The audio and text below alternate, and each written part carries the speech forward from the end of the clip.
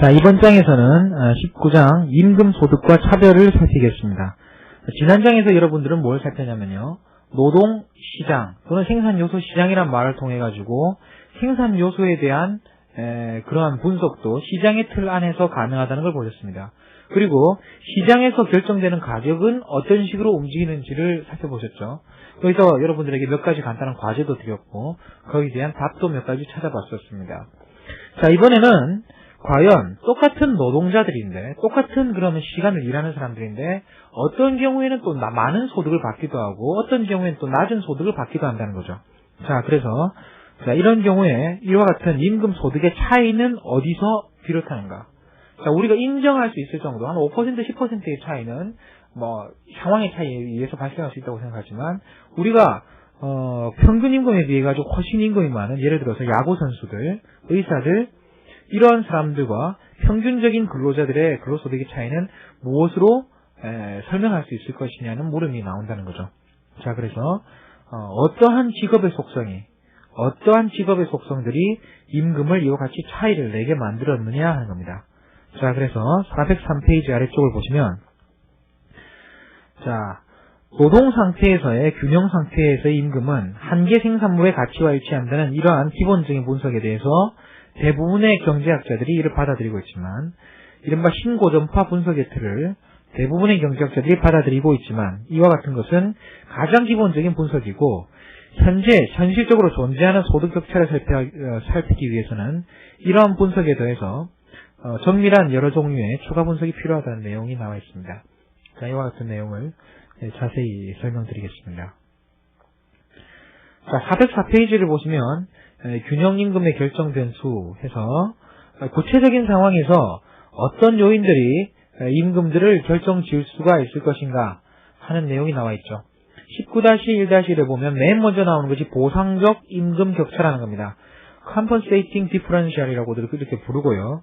보상적 임금 격차라고 부르는 것이 여러분들이 가장 이해하기 쉬운 그런 내용이에요. 아마 여러분들이 또 보셨겠지만 똑같이 5시간을 일을 하더라도요. 똑같이 5시간을 일하더라도 그냥 공장에서 일하는 노동자하고 육삼빌딩에서 유리창을 닦는 노동자들하고 임금이 좀 다릅니다. 육삼빌딩에서 일하는 노동자들하고 일반적인 노동자들이나 일터에서 일하는 그러한 노동자들하고는 어떤 차이가 있습니까? 공장 노동자들은 통제된 상황에 하에서 아주 안정된 일을 하기만 하면 된다고요. 그렇지만 육삼빌딩에 매달려가지고 이 유리창을 닦아야 되는 경우에는 사실은 목숨에 대한 그런 하나의 위험 프리미엄이라는 게 있다는 거죠. 이와 같이 비금전적인 직업 속성이 있습니다. 자, 그래서 직업 속성에 따라서 좀 더 힘들고 좀 더 위험한 경우에 어떠한 정도의 차이가 있겠어요? 생각해보세요. 좀 더 힘들고 좀 더 위험하다면 여러분들이 노동을 공급하려고 하겠습니까? 공급을 꺼리겠습니까? 노동 공급을 꺼리겠죠? 똑같은 시간의 경우에 힘들고 그 다음에 어떻습니까? 위험하기 때문에요. 노동 공급을 꺼리고 따라서 이런 경우에는 어떻게 했어요? 공급이 줄기 때문에 임금은 다른 직업에 비해서 상당히 높을 거라는 거죠. 이해가시죠? 공급이 다른 직업에 비해서 상당히 높을 것이라는 적기 때문에 임금이 높을 것이라는 예상을 하고 있습니다. 교과서에 보면은 이런 예를 들고 있죠. 해변 휴양지에서 아르바이트를 하는데 하나는 입장객 관리원이고 하나는 쓰레기 처리반이다. 그래가지고 하나는 이제 우리나라에서는 다 이제 해변 휴양지가 개방이 돼 있지만 외국에서는 이게 입장 관리를 하는 경우도 있나 봐요. 그래서 낮에 해변을 거니면서 입장권을 샀는지만 구입했는지 좋겠지만 하루 종일 밤이나 새벽에 쓰레기를 치워야 한다. 이렇게 하는 경우에 자, 여러분들은 어떤 거를 선택하시겠습니까? 대부분 유명한 해수욕장의 경우에는 아마 여러분 임금을 지급하지 않더라도 그냥 숙식만 제공해도 일하겠다는 사람들이 상당히 많을걸요. 해수욕장에서 일하는 게 금전적인 그런 속성도 있지만 그 외에도 많은 재밌는 일들이 있지 않습니까? 구경할 것도 많고요. 그렇기 때문에 해변 휴양지에서 만약에 지나다니면서 괜히 말 한 번씩 걸어보고 그 다음에 입장권 체크하겠습니다. 이런 식으로 할 수 있는 그런 입장권 관리객이 훨씬 입장객 관리원이 쓰레기 처리를 하는 사람들보다 훨씬 낮은 임금을 받아들일 수 있을 거라는 거예요. 훨씬 낮은 임금을 받아들일 수 있을 것이고 쓰레기 처리반에 대해서 더 높은 임금을 줘야 한다는 내용입니다. 자, 이와 같이 경제학에서 비금전적인 직업 속성 때문에 이를 차이를 메워주기 위해서 임금의 차이가 나는 것을 보상적 임금 격차라고 합니다. 그 차이를 메워주는 임금 격차라고 부르는 거죠. 자, 405페이지 오른쪽 칼럼을 봐주십시오. 비금전적인 직업 속성의 차이를 보상해 주기 위한 임금의 차이 이렇게 되어 있죠. 그러니까 일을 하면서 느끼는 만족도가 높다면 좀 낮아도 되고 일을 하면서 위험이 크다면 더 많이 줘야 된다는 거예요. 자, 그래서 404페이지 만화에 보면 재미있는 내용이 나와 있습니다. 내가 공직을 그만두고 사업을 하면 훨씬 많은 돈을 벌 수 있지만 다른 한편으로는 사람들을 단두대에 보내는 재미가 없단 말이야. 바로 사람들을 단두대에 보내는 재미가 뭡니까? 이 비금전적인 직업의 속성이 훨씬 더 돈을 받을 수 있음에도 불구하고 공직을 갖게 하는 그런 하나의 보상적인 측면이 된다는 거죠. 이해가시죠? 자, 그래서 마지막으로 맨큐 교수도 교수기 때문에 마지막에 한마디 하셨습니다. 교수들은 비슷한 교육 수준에도 불구하고 변호사나 의사에 비해서 낮은 임금을 받고 있는 것을 허용을 한다는 거죠. 그런 이유가 아마도 변호사나 의사들이 고생을 하는 데 비해 가지고 교수라는 직업은 상당히 높은 지적, 개인적 만족도를 주기 때문에 낮은 임금을 허용하는 것이 아니냐 이렇게 이야기를 하고 있습니다. 자, 19-1-2에 보면 인적 자본에 대한 이야기가 나와 있습니다. 자, 균형 임금이 다양한 직업 또는 동일한 직업 안에서도 차이가 날 수가 있는 현상에 대해서 설명하는 두 번째 내용이 바로 이 인적 자본에 대한 내용입니다. 자, 인적 자본이라는 내용을 썼는데 이 인적 자본이라는 내용은 여러분들이 노동과 자본의 중간적인 형태라는 것을 쉽게 아실 수 있을 거예요. 인적이라는 용어에서 바로 노동에 관련된 내용이라는 것을 알 수 있고요. 그 다음에 자본이라는 용어를 통해서 자본과 관련된 요소도 있다는 것을 알 수 있다는 거죠. 자, 그래서 인적 요소라는 것은 이렇게 생각하시면 되겠습니다. 자, 노동자 한 단위인데 노동자가 똑같은 노동자가 아니라는 거죠. 그래서 그냥 태어나서 일하는 것만 일만 한 그런 노동자가 있는가 하면 의무 교육을 받고 그 다음에 대학 교육을 받고 그 다음에 현장 실습까지 받은 이런 노동자들도 있다고요. 이런 노동자, 노동 한 단위와 그냥 주어진 노동력을 가진 노동자들과 1대1로 놓을 수는 없다는 거예요. 그래서 이러한 교육을 받은 노동자의 몇 단위의 자본이 인적인 자본의 형태, 교육을 통해서 생산된 그러한 지식이라는 것이 얹어져 있다고 보자는 거죠. 이러한 개념을 인적 자본이라고 이야기를 합니다. 자, 그래서 인적 자본에서 가장 중요하게 이야기되는 것이 바로 인적 자본 또 자본이기 때문에 투자를 통해서 이루어졌을 거고요. 그렇기 때문에 인적 자본에서 제일 중요한 요인이 교육이라고 이렇게 이야기를 하고 있습니다. 자, 그래서 당연하지만 인적 자본을 많이 축적한 사람은 그렇지 않은 사람보다 소득이 높다. 자, 그래서 미국 같은 경우에도 대졸자들이 고졸자보다 65% 정도 소득이 높다. 우리나라는 이 정도까지 큰 소득의 차이가 초임자의 경우에는 이까지 큰 차이가 나지 않는 것으로 조사되어 있습니다. 하지만 미국 같은 경우에는 65% 소득이 높은 것으로 이렇게 조사가 되어 있습니다. 자, 이를 이제 수요 공급의 원리로 조사를 해보면 교육 수준이 높을수록 임금 수준이 높다 하는 것은 쉽게 생각할 수 있습니다. 먼저 기업의 입장에서는 교육 수준이 높으면 생산성이 높기 때문에 높은 임금을 지불하려고 할 것이고 노동 공급자 입장에서는 교육을 받는다는 것은 힘든 일이기 때문에 교육 수준을 높게 유지하기 위해서는 높은 임금이 지불되었어야 해야 할 것이라는 거죠. 그래서 교육 수준이 높은 사람과 교육 수준이 낮은 사람의 임금 격차는 결국 교육을 받는 비용에 대한 보상으로 볼 수 있다는 그런 결과를 이야기하고 있습니다. 교육 수준이 높은 사람과 교육 수준이 낮은 사람 간의 이런 임금 격차, 인적 자본에 대한 그런 임금 격차는 결국 교육을 받는 비용에 대한 보상으로 볼 수 있습니다. 자, 여러분들 여기서 교육을 받는 비용이라는 용어가 나왔습니다. 자, 이 내용을 넘어가기 전에 간단하게만 이야기해보면요. 여러분들은 기회비용이라는 개념을 배우셨죠. 기회비용이라는 개념은 어떤 것을 얻기 위해서 포기해야 되는 다른 무엇이라고 이야기했어요. 예를 들어서 여러분들이 1,000원이 있는데 바나나를 사면 사과를 못 사요. 그런 경우에 금전적인 회계적인 비용은 1,000원이지만 바나나를 사는 경우에 여러분이 실제로 포기한 것은 1,000원이라기보다 사과라는 거죠. 그렇기 때문에 이와 같이 어떤 하나를 선택할 때 포기해야 되는 것이 바로 인적 자본입니다. 이제 그 기회비용입니다. 자, 이게 기회비용인데 그러면 교육을 받아야 되는 에듀케이션을 받아야 되는 기회비용은 어떤 게 있겠습니까? 자, 여러분들이 아주 공부를 잘해서 대학에 들어갈 때 전액 장학금을 받고 졸업할 때까지 비용을 등록금을 한 번도 안 냈어요. 그런 경우에 여러분들은 비용을 전혀 내지 않았기 때문에 고졸자들과 같은 그런 임금을 받아야 한다고 생각하겠습니까? 그렇지 않다는 거죠. 자, 비록 여러분들이 회계학적인 비용은 지불하지 않았다 하더라도 어떻습니까? 자, 만약에 직접 취직을 했으면 매달 100만원씩, 200만원씩 소득을 거뒀을 거라고요. 매달 100만원씩, 200만원씩 소득을 거뒀을 것인데, 그에 비해 가지고 여러분들은 소득을 안 받고 교육을 받은 거죠.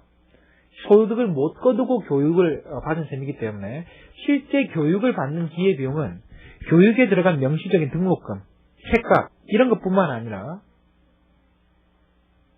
교육을 받음으로써 포기를 했어야 했던 그러한 잠재적인 소득까지 고려가 돼야 된다는 거예요. 이렇게 생각한다면 교육을 받는 비용은 상당히 크다고 볼 수 있고, 이와 같은 큰 비용이 현실에 나타나고 있는 이러한 임금의 격차를 설명하고 있다고 볼 수 있습니다. 자, 이와 같은 내용은 중요한 의미를 가지고 있어요. 미국과 같은 국가는 노동자들의 임금도 상당히 높은 수준이고요. 대학 등록금도 우리나라보다 높은 수준입니다. 그렇다면 대학 교육을 받는 기회비용은 우리나라보다 높다고 보겠습니까? 낮다고 보겠습니까? 당연히 높겠죠. 대학 교육을 받는 비용이 상당히 높을 것이고, 그와 같기 때문에 대학 교육을 받음으로써 대졸 후에 받을 수 있는 임금도 교육을 받지 않은 경우보다 상당히 높은 것이 당연하다는 거예요. 자, 이와 같은 내용이 첫 번째 설명드렸던 보상적 임금 격차, 그리고 인적 자본의 내용을 포괄한 그런 내용으로 볼 수 있습니다. 자, 406페이지에 보면 여러분들이 상당히 유의하셔야 될 그런 실증 연구 결과가 나와 있습니다. 상당히 유명한 내용이고, 여러분들이 노동경제학에 대해서 또는 최근에 분배 이론에 대해서 여러분들이 한마디라도 안다고 하기 위해서는 이 케이스는 정확하게 알아두셔야 돼요. 자, 19-1에 보면 대졸자와 고졸자들의 임금 비교를 하고 있는데요. 대졸자와 고졸자들의 임금 비교를 하고 있는데, 대졸자를 숙련 노동자라고 생각하고 고졸자들을 일단 비숙련 노동자들이라고 생각을 해보죠. 이런 경우에 고졸자 소득에 대한 교과서에 그래프가 나와 있죠. 고졸자 소득에 대한 대졸자들의 비용이 전반적으로 증가하는 추세를 보이고 있다는 거예요. 대졸자들의 소득은 계속 높아지고 고졸자들의 임금은 높아지긴 하지만 대졸자들의 임금 상승을 따라오지 못한다는 거죠. 자, 이와 같은 현상이 일종의 빈익빈 부익부 현상이 된다 하는 현상과 비슷한 현상이 미국에서 발생하고 있다고 되어 있는데, 이러한 현상을 설명하는 내용이 두 가지가 있어요. 첫 번째, 두 번째 이런 내용입니다. 첫 번째, 두 번째가 나와 있습니다. 자, 이 내용을 어떻게 여러분들이 이해하시면 좋은가 하면요. 첫 번째 가설은 국제무역 때문에 이런 현상이 생겼다는 거예요. 국제무역 때문에 이런 현상이 생겼다는 것은 국제무역을 하는 경우에 외국하고 후진국하고 거래를 할 때 비숙련 노동자들의 공급은 어땠습니까? 비숙련 노동자들을 요구하는 그런 산업 같은 경우에는 외국에서 생산하면 된다고요. 외국에서 생산해서 수입하면 되기 때문에 국제무역을 하는 경우에 비숙련 노동자들에 대한 수요는 점점 줄어들 거라는 거예요. 따라서 비숙련 노동자들의 임금은 감소하고요.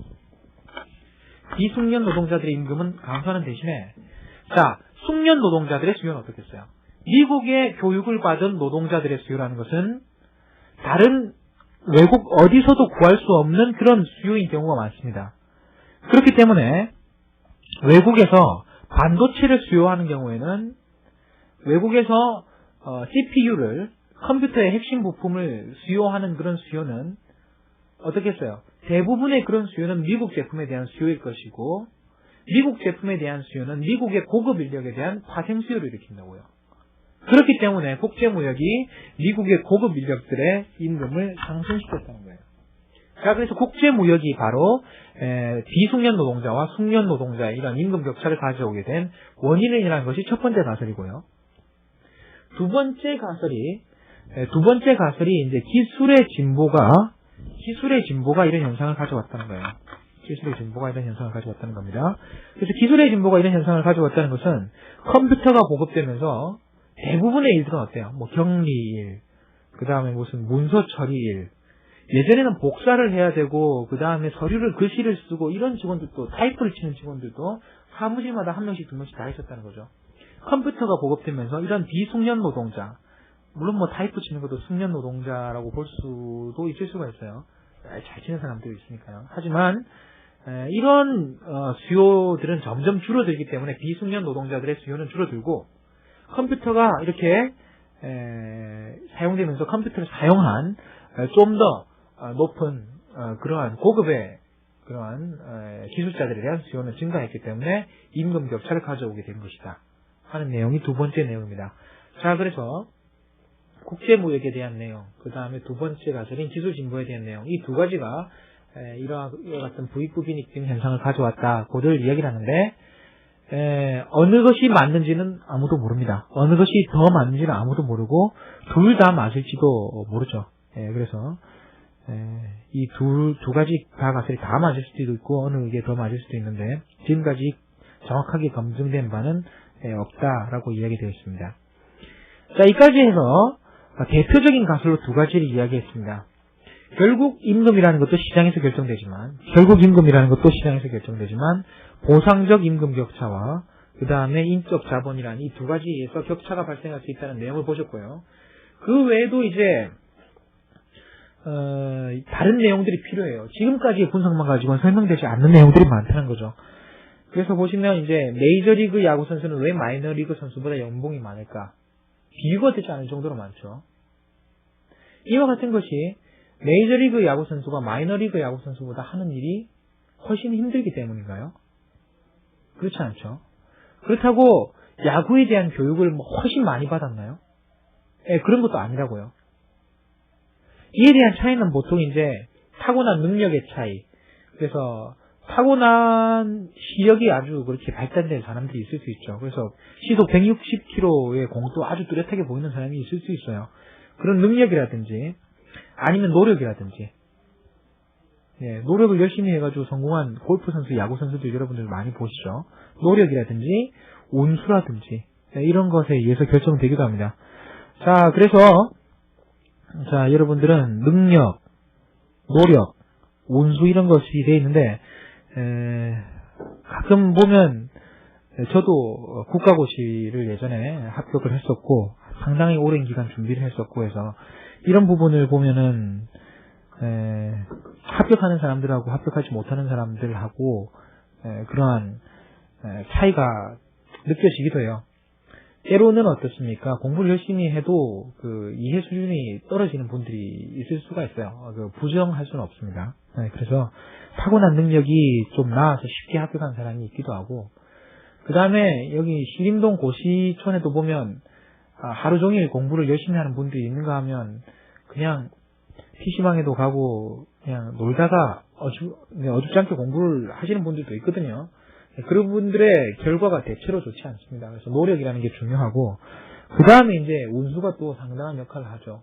그래서 여러분, 여기 그냥 교과서에 지나가는 말처럼 능력, 노력, 운수 돼 있지만, 여러분들이 합격을 하시는데 제일 중요한 요인이 어떻게 보면 능력, 노력, 운수 이 세 가지인지도 모릅니다. 그래서 여러분, 이 세 가지 요인에 대해서, 이건 뭐 시험에 그렇게 자주 나오는 건 아니지만, 여러분들이 곱씹어서 생각해 보시라고 한번 말씀을 드립니다.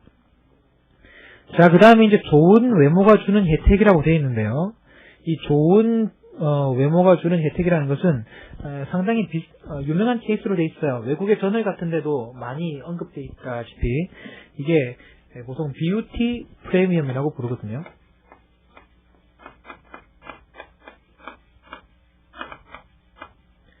자, 뷰티 프리미엄이라는 건 뭔가 하면 멜 깁슨이 나와 있죠. 좋은 외모는 도움이 된다. 자, 멜 깁슨, 잘생겼죠? 이런 내용이죠. 그래서, 예를 들어가지고, 좋은 외모를 가졌다는 것이 동일한 일을 하는 사람들의, 임금을 차이를 낼 수 있다는 거예요. 예를 들어가지고, 이게, 구체적인 과정을 살피자면 좀 복잡하지만, 똑같은 야구 선수라 하더라도 미끈하게 잘생기면 어떻겠어요? 그 예를 여러분 찾을 수 있지 않습니까? 똑같은 축구 선수라 하더라도 좀 귀엽게 생기거나 아니면 안정환 선수같이 미끈하게 잘생기면 그 언론의 집중 스포트를 받게 돼 있어요. 그렇기 때문에 높은 소득을 갖게 될 것이다. 똑같은 웨이터라 하더라도 좀 미끈하게 잘생긴 웨이터 같으면 고객들이 더 선호를 할 것이다. 그 다음에 어떻겠어요? 똑같은 이 경제학 강사라고 하더라도 저 같은 외모가 아닌 아주 멋있는 외모를 가지면 많은 여학생들이 찾아주지 않겠습니까? 자, 그래서 결국 외모라는 것이 수요와 공급에 영향을 줄 수 있다는 거예요.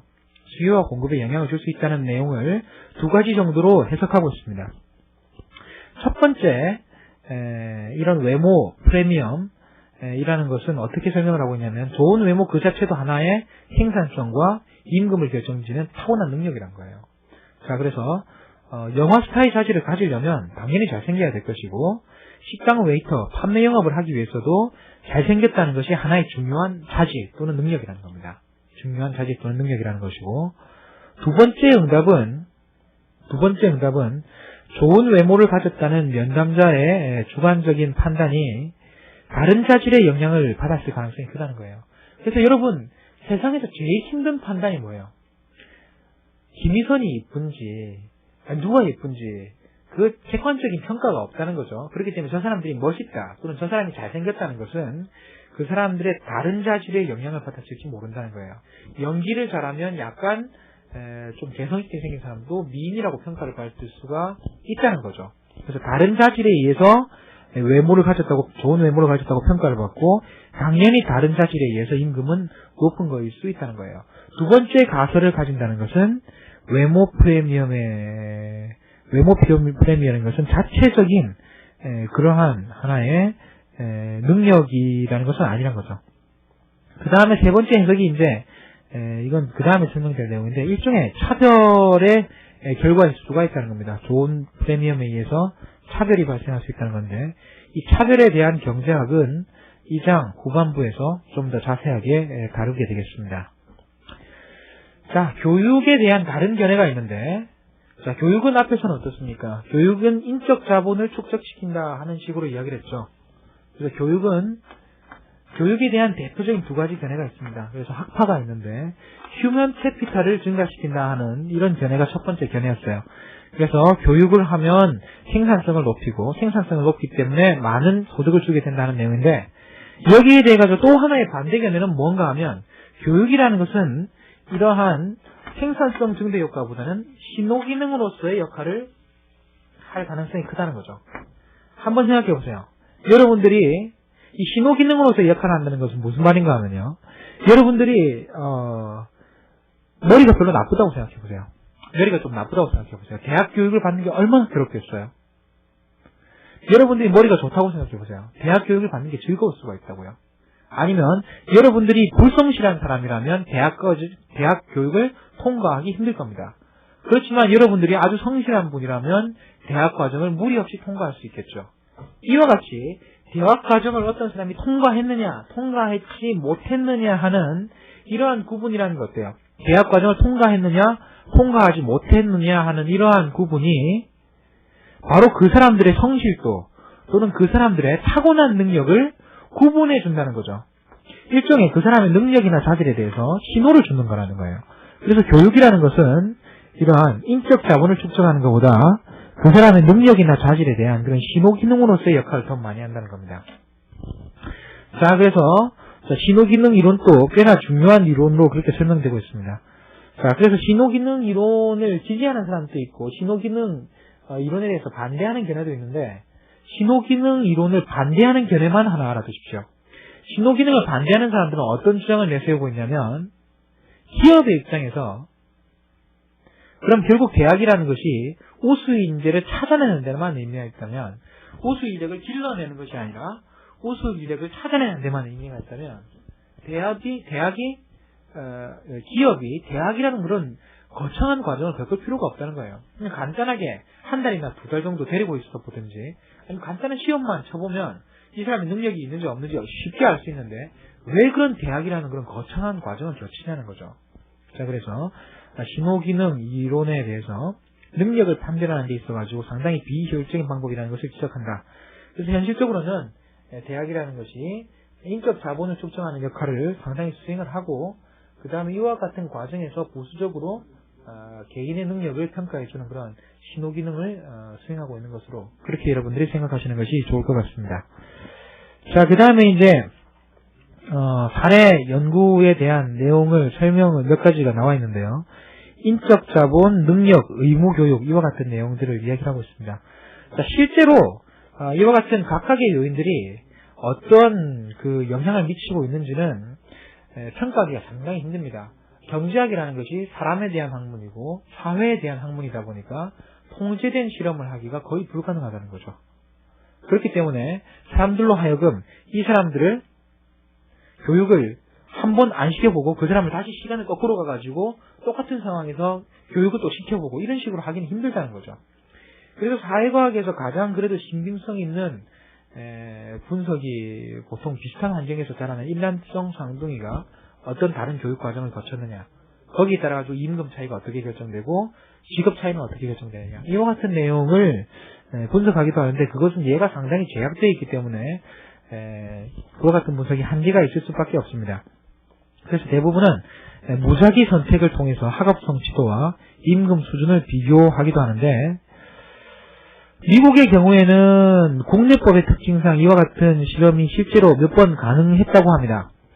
그래서 주마다 의무 교육의 구체적인 내용이 조금 다르고, 그 다음에 의무 교육의 연령이 점점 높아지거나 낮아짐에 따라 가지고 연령 차이가 시간적 변화에 따라 가지고 어떤 영향을 미쳤는지를 알아볼 수 있다는 거죠.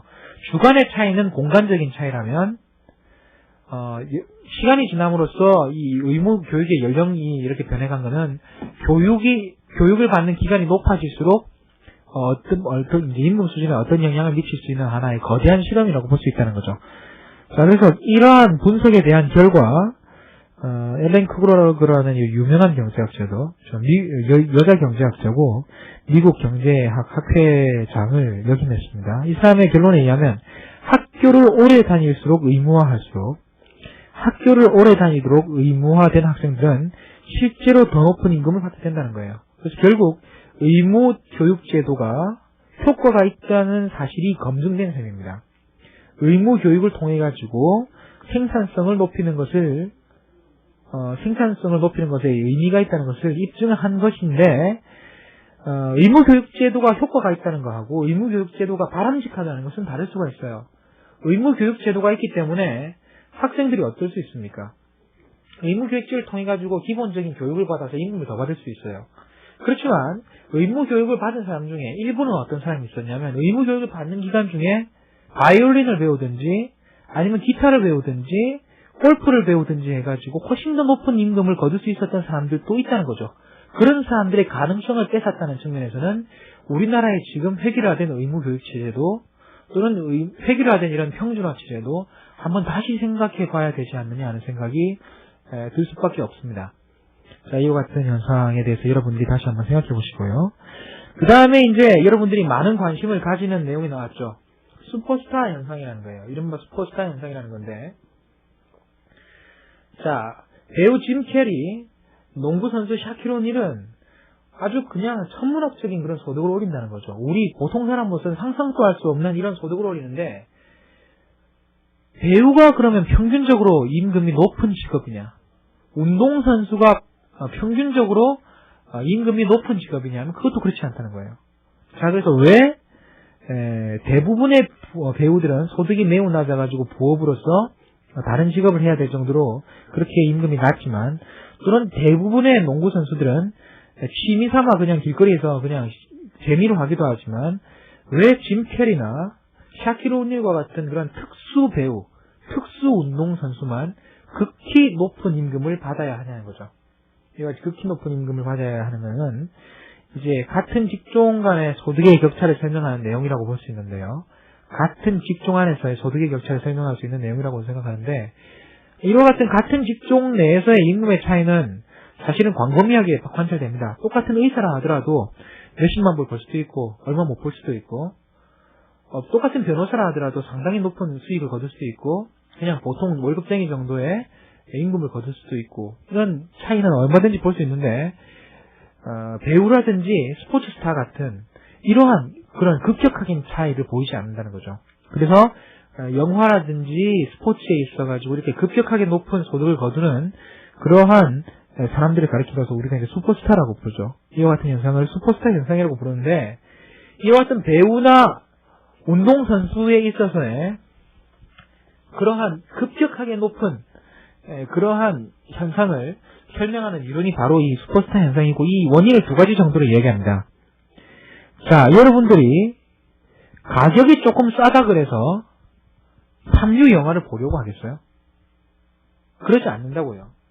대부분의 사람들이 가격이 조금 높더라도 가장 높은 정도의 완성도를 가진 영화를 보려고 합니다. 대부분의 사람들이 한석규라든지 송강호라든지 이렇게 유명한 배우들이 나오는 그런 영화를 보고 싶어 한다는 거죠. 그 다음에 이 상품의 특징상 최고의 생산자가 만들어낸 이 제품이 시장의 모든 수요를 채우고도 남을 수 있다는 거예요. 자, 생각해 보십시오. 샤킬 오닐이 덩크슛 하는 장면. 자, 텔레비전을 통해 가지고 모든 사람에게 전파를 시키고도 남습니다. 자, 그 다음에 한석규의 멋진 연기, 심은하의 멋진 연기, 필름이라는 형태로 얼마든지 복제돼 가지고 영화를 보고 싶은 사람, 모든 사람에게 갈 수 있다고요. 이와 같은 차이는요, 아무리 뛰어난 목수라고 하더라도 모든 집의 가구를 다 만들어줄 수는 없죠. 이와 같은 점하고는 기본적인 차이라는 거예요. 그래서 모든 소비자들은 최고의 상품만을 원한다. 그 다음에 최고의 생산자 한 명이 모든 시장 수요를 채우고도 남는다. 이런 두 가지 특징 때문에 어떻습니까? 영화 배우라든지 아니면 운동선수는 승자 한 명만이 승자 일부만이 모든 그러한 소득을 독점할 수 있는 그러한 위너 택시돌이라고 불리는 승자 독식의 그러한 시장이 되어버렸다는 거죠. 자, 그래서 영화 필름이라든지 이런 미디어 같은 경우 복제가 이렇게 가능하기 때문에 얼마든지 높은 소득이 가능했다 하는 내용이고, 경제학이나 이 미디어를 연구하는 사람에서 이 복제에 대한 문제는 상당히 중요하게 이야기가 되어 왔습니다. 미디어라는 것이 복제가 가능하다는 것이 영화 배우들에게 높은 소득을 보장을 해줬지만 이 복제라는 것이 일부 소수에 의해서 가능한 것이 아니라 지금 디지털화된 경제에서는 누구든지 복제를 할 수 있는 현상, 그래서 MP3 같은 것들이 복사라든지 아니면 영화 파일들이 복사되어 있는 현상들 여러분들도 많이 보셨을 거죠. 그렇기 때문에 이가 같이 복제가 가능하다는 것이 영화 배우들의 높은 소득을 보장했지만, 가수들의 높은 소득을 보장했지만 앞으로도 그럴 것인지에 대해서는 또 다른 반론이 있다는 것 정도만 말씀드리겠습니다. 자, 이 장에서 이제 설명되는 내용으로서 두 번째 이야기되는 것이 차별의 경제학입니다. 자, 임금 격차가 발생하는 이유에 대해서 지금까지 설명한 내용은 아주 정당한 내용이었어요. 일이 힘들기 때문에, 학원 강사가 힘들기 때문에 조금 임금을 더 받는지도 모르겠죠. 예. 그 다음에 교육을 더 받았기 때문에 임금을 지불받을지도 모르겠다 하는 내용이 있을 수도 있는데, 그와 같은 내용을 제외하고 나더라도 임금의 격차가 존재한다는 거죠. 이러한 정당한 그런 이유에 의한 임금 격차를 벗어난 형태, 이러한 형태에 대한 그런 가격의 차이가 존재할 때 그것을 차별이라고 이야기를 합니다. 그래서 discrimination이라고 이야기를 하는데, 편견이 포함된 그런 차등을 의미합니다. 자, 412페이지의 칼럼을 보시면요, 비슷한 배경을 가진 사람임에도 불구하고 인종, 성, 연령이나 다른 개인적 특성에 의해서 서로 다른 기회를 부여하는 것입니다. 자, 차별에 대한 기본적인 문제는 수평적 공평성과 직접적 발견이 있다고 생각합니다. 자, 공평성에 대해서는 두 가지 개념이 있다고 말씀드렸죠. 수직적 공평성, 수평적 공평성입니다. 수직적 공평성은 일을 더하면 돈을 많이 줘라. 아니면 소득이 많은 사람은 세금을 많이 내라. 다른 사람을 어떻게 다르게 취급하냐는 거예요. 거기에 비해서 수평적 공평성은 만약에 똑같은 교육을 받고 똑같이 일을 했다면 똑같은 사람에 대해서는 똑같이 대해주라는 것이 수평적 공평성인데 똑같은 사람에 대해서 똑같이 대해주지 않는다는 것이 바로 이 차별의 문제죠. 자, 차별의 문제는 제가 다시 한번 얘기했습니다. 비슷한 배경을 가졌음에도 불구하고 인종, 성, 연령과 같은 이런 특징 때문에 서로 다른 기회 또는 다른 임금이 지급되는 현상을 차별이라고 부릅니다. 자, 노동시장에서의 차별이 측정되어 있는데 실제로 이게 쉽지 않다는 이야기입니다.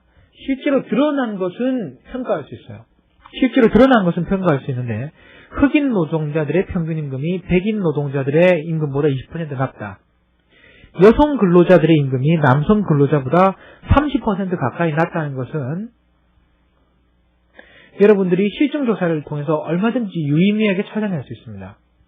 실증조사를 통해서 유의미하게 찾아낼 수 있는데 이것이 20%의 차등, 30%의 차등이 정당한 부분이 일부 있다는 거예요.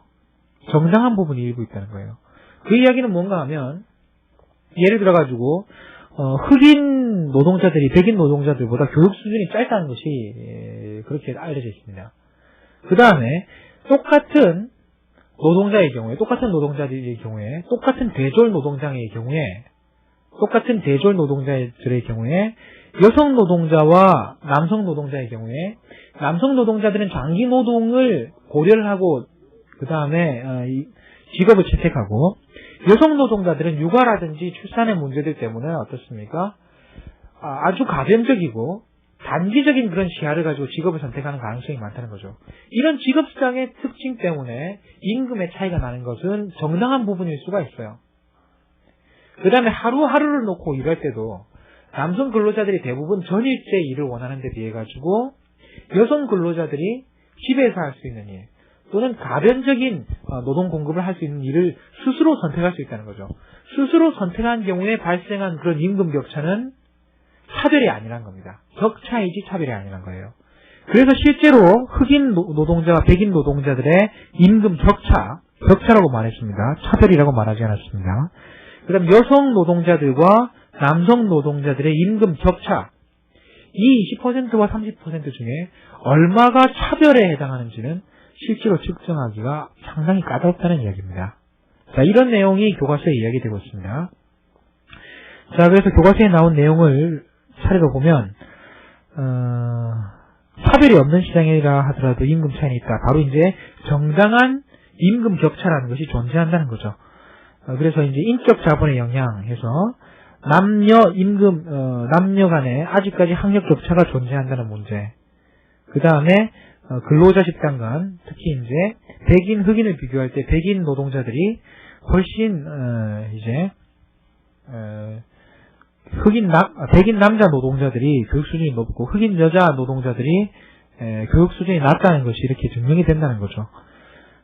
자, 그 다음의 내용은 직장 경력에 의한 차이라는 것을 이야기하고 있습니다. 교육에 의한 차이, 그 다음에 직장 경력의 차이인데 대부분 보면은 상당히 중요한 이야기예요. 이런 것들이 중요한 이야기입니다. 여성들이 평균적으로 남성보다 직장 근무 경력이 짧아요. 왜냐하면 이게 여자들이 빨리 나가기 때문에 근무 경력이 짧다는 것이 아니고, 근무 경력이 짧다는 게 아니고, 예전에는 여성 노동자들 중에 일하는 인구가 별로 없었다는 거죠. 근데 남성 노동자들은 상당히 오랫동안 일을 했다는 거예요. 그렇기 때문에 예전에 일을 했고 일을 안 했던 차이 때문에 지금 오늘날 와가지고 여성 20년차 공무원은 거의 없다는 거죠. 여성 20년차 사무관 이상 공무원은 거의 없다는 거예요. 자, 그렇기 때문에 어떻습니까? 일반직 공무원만 있고 고급직 공무원이 없기 때문에 남녀 공무원 간에 임금 차이가 있는 것으로 보고될 수밖에 없죠. 이해가시죠? 단순히 이 사람들이 일을 더 오래 하느냐 안 하느냐의 문제가 아니고 여성 노동자들이 노동시장에 노동을 공급하기 시작한 시점 자체가 늦다는 거예요. 그렇기 때문에 실제로 짧을 수밖에 없고 차이가 날 수밖에 없다는 그런 아주 당연한 결과가 하나 있습니다. 그 다음에 또 하나 이제 보상적 임금 격차로서 대체로 이제 쾌적하고 덜 고된 직업을 갖는 경향이 있더라는 거죠. 그래서 어떻게 그 비서직하고 그 비서직이 뭐 힘들지 않은 건지는 제가 잘 모르겠습니다만 비서직하고 이렇게 운전직이나 아니면 그 제철소에서 일하는 노동자들하고 비교하기는 힘들 거라는 거죠. 그래서 그런 보상적인 임금 격차가 존재한다 이렇게 되어 있습니다. 자, 교육의 차이, 그 다음에 경력의 차이, 그 다음에 스스로 선택한 차이 이런 것에 의해서 20% 차이, 30% 차이라는 임금 격차가 상당 부분 설명이 될 겁니다. 상당히 설명이 되지만 대부분의 경제학자는 이런 부분에 의해서 설명되지 않는 차별 요인이 아직까지 어느 정도 존재한다고 보는 거죠. 그래서 20%, 30% 모두가 차별은 아니겠지만 그 중에 일부는 차별일 거라고 생각하고 그 차별에 대한 여러 가지 측면을 교과서에서 설명하고 있습니다. 맨 먼저 고용주에 의한 차별인데요. 고용주에 의한 차별인데 때로는 그럴 수가 있어. 고용하는 사람이 우리나라에도 그런 경우가 있는데 고용주가 어느 특정 지방 출신이면 그 지방 출신 사람들만 이렇게 끌어모은다든지 아니면 고용주가 여성 노동자들을 싫어하기 때문에 남자 노동자들만 모아들인다든지 이런 경우가 있습니다. 그 다음에 이제 고용주가 앞으로 점점 여성 노동자들 좋아한다면 여성 임금도 높아질 수가 있겠죠. 자, 그런 상황인데 경제학에서 기본적으로 이렇게 얘기를 해요.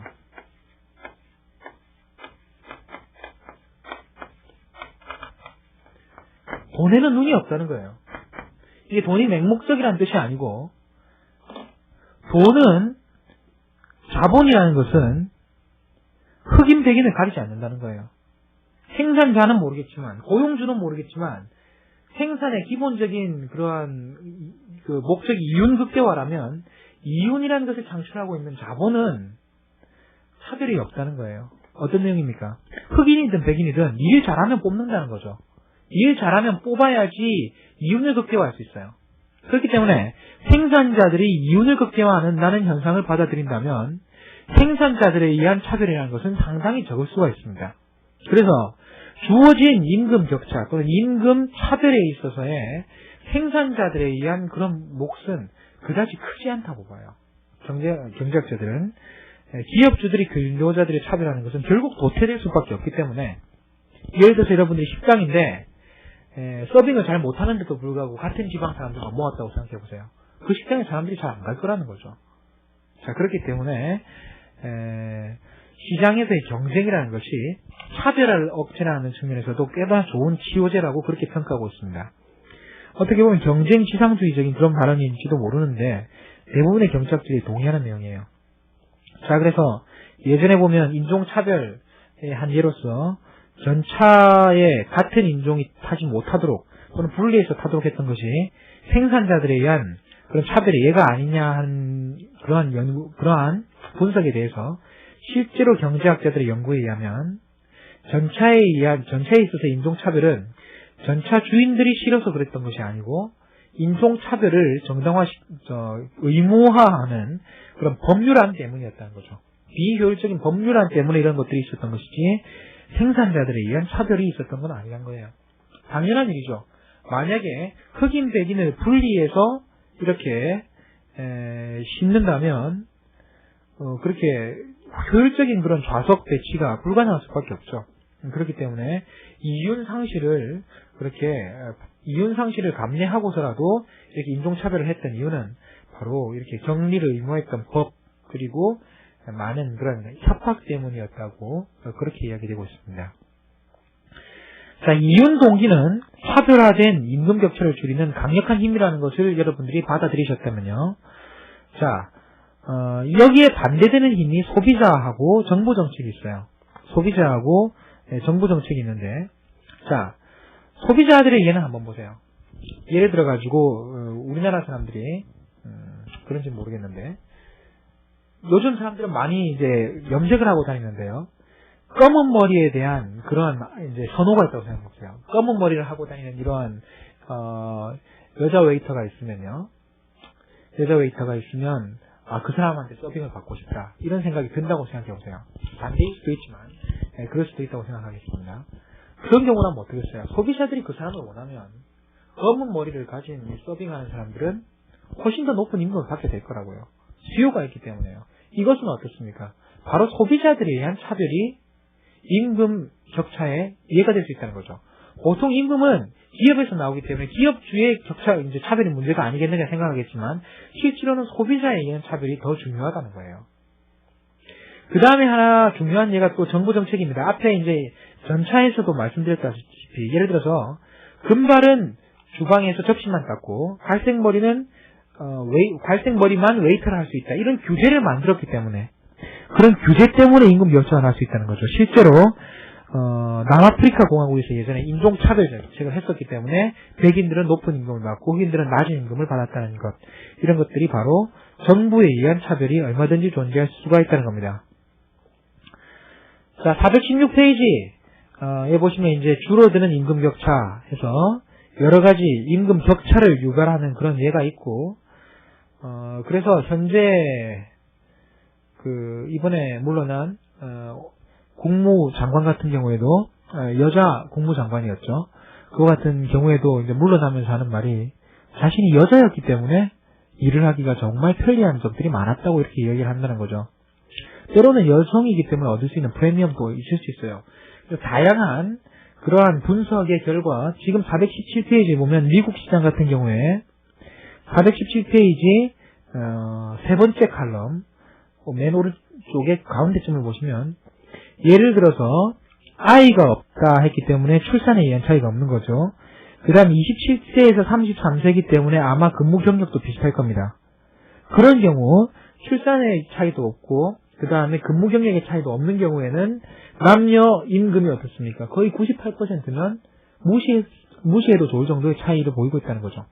자, 그렇기 때문에 상당히 많이 임금 격차가 줄어들어 있다고, 임금에 대한 차별은 줄어들어 있다고 이렇게 평가받을 수 있다는 것이고, 많은 경제학자들은 이것이 경쟁의 힘이라고 생각합니다. 자, 아래쪽에 보면은 사례 연구도 재미있는 것이 나와 있습니다. 그래서 스포츠에서의 차별해서 앞에서 본 바와 같이 차별을 계량적으로 측정하기는 힘들지만 생산성의 차이를 아주 쉽게 측정할 수 있는 것이 스포츠라는 거죠. 타율, 방어율, 그 다음 홈런 개수, 안타 개수 이런 식으로 측정할 수 있기 때문에 이와 같은 경우에 생산성의 차이를 정확하게 측정하고 팀 공헌단위를 측정한 다음에 그 차이에 의해서 발생하는 소득을 구해봤어요.